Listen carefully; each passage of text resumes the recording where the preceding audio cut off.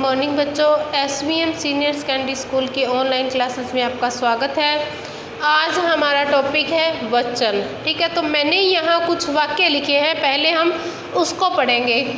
बच्चे सो रहे हैं, पंखा चल रहा है, फूल खिल रहे हैं, सूरज उग रहा है, रहे रहा। ठीक है, अब इससे हमें क्या पता चलता है? वाक्यों को पढ़ने से क्या पता चला?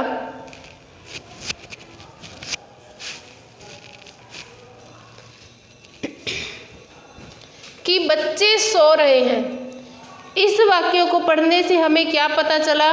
कि बच्चे, एक बच्चा तो नहीं है, ज़्यादा हैं। ठीक है, तो क्या कि ये संख्या में एक से अधिक है। 2 भी हो सकते हैं, 3 भी हो सकते हैं, 4 भी हो सकते हैं। ठीक है, फिर ये पंखा चल रहा है, तो हमें पता चला भी ये तो एक ही है, एक पंखा चल। अगर हम बोलते कि पंखे चल रहे हैं तो एक से अधिक होते। अब फूल खिल रहे हैं तो ये भी क्या है, एक से अधिक है। ठीक है, अगर हम बोलते कि फूल खिल रहा है तो एक होता। सूरज उग रहा है तो सूरज भी हमें पता है एक ही है। तो इससे हमें क्या पता चलता है कि शब्द के जिस रूप से हमें उसके एक या अनेक होने का पता चले उसे क्या कहते हैं?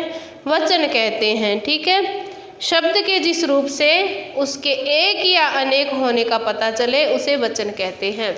जैसे एक से अधिक है तो बहुवचन, एक है तो एक वचन। एक से अधिक बहुवचन, एक है तो एक वचन। ये क्या है? बहुवचन, यानी एक से ज़्यादा है। ये क्या है? एक वचन कि एक ही है। ठीक है, ये भी क्या है? बहुवचन। और ये क्या है? एक वचन। तो हमारे सामने वचन की क्या परिभाषा निकल कर आई?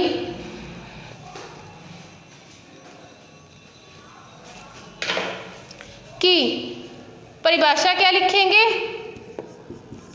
कि शब्द के जिस रूप से हमें उसके एक या अनेक होने का पता चले उसे वचन कहते हैं।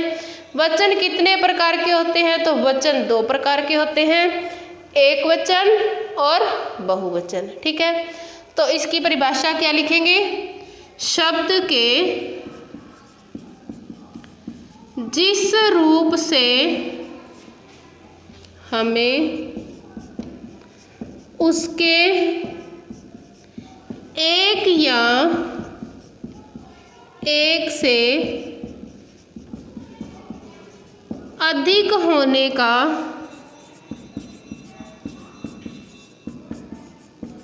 पता चले उसे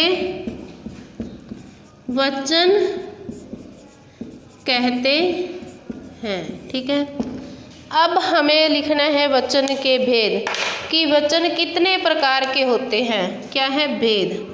तो वचन कितने प्रकार के होते हैं? वचन 2 प्रकार के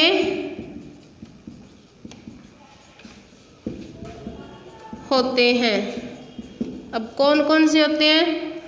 2 है, तो नंबर 1 है एक वचन, नंबर 2 है बहुवचन। ठीक है, एक है एक वचन, नंबर 2 है बहुवचन। ठीक है, एक वचन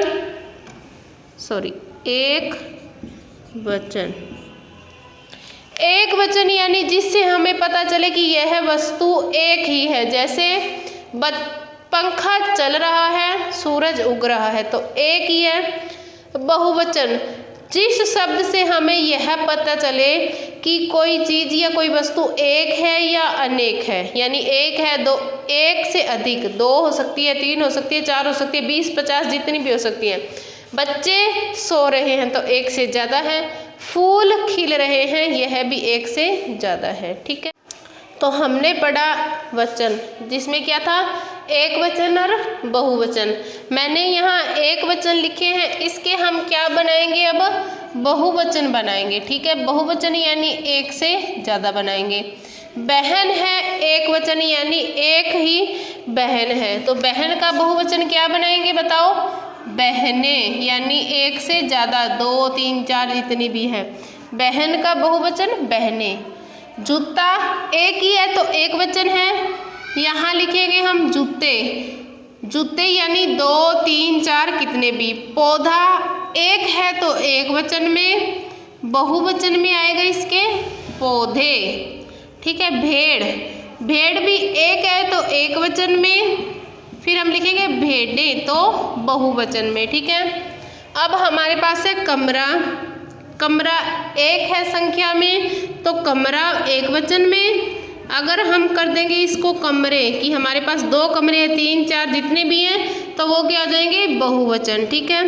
फिर है दुकान, एक दुकान है तो एक वचन में, दुकान का क्या होगा? दुकानें तो बहुवचन में। किताब यानी एक ही किताब है तो एक वचन में, एक से ज़्यादा है तो बहुवचन में किताबें। राखी, राखी एक ही है तो एक वचन, एक से ज़्यादा है तो राखियाँ। अब इसके पीछे तो यही लगाना पड़ेगा क्योंकि राखी, राखियाँ बोलते भी ऐसे तो नहीं कि हम राखी का राखे कर देते हैं, नहीं, राखी का राखियाँ। मिठाई, मिठाई का मिठाइयाँ। नदी, नदी का होगा नदियाँ, ठीक है। अब एक राखी थी तो एक वचन में, एक से ज़्यादा राखियाँ होगी तो बहुवचन में। एक मिठाई एक वचन में, एक से ज़्यादा मिठाइयाँ तो ज़्यादा ही होती है, बोल के देखो मिठाइयाँ, तो हम बोलते हैं ना कि हमारे अगर बहुत सारी मिठाइयाँ आई हैं तो बहुवचन। नदी एक है एक वचन, नदियाँ बहुवचन, ठीक है। दोबारा रिपीट करते हैं। बहन का बहुवचन बहनें, जूता का जूते, पौधा पौधे, भेड़ का भेड़ें, कमरा का कमरे, दुकान का दुकानें, किताब का बहुवचन किताबें, राखी का राखियाँ, मिठाई का मिठाइयाँ, नदी का नदियाँ। तो ये साफ साफ शब्दों में आप अपनी नोटबुक में करोगे, ठीक है।